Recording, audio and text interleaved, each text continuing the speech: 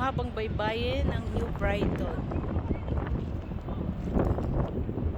Alam nyo ba guys, may kwento yung tulay na yan. Isang batang Pilipino, gwapo. Tumalon siya dyan. Tapos matagal siyang nakuha. Higit almost 1 month or 3 months yata. Pero makuha siya, hindi pa rin yung katawan niya. Buo pa rin. Kasi alam nyo ba guys kung ano, sobrang lamig ng tubig dyan. Grabe, naglusong kami kanina, sobrang lamig. Ayan. Hindi nga ako pala kumuha ng video kanina kasi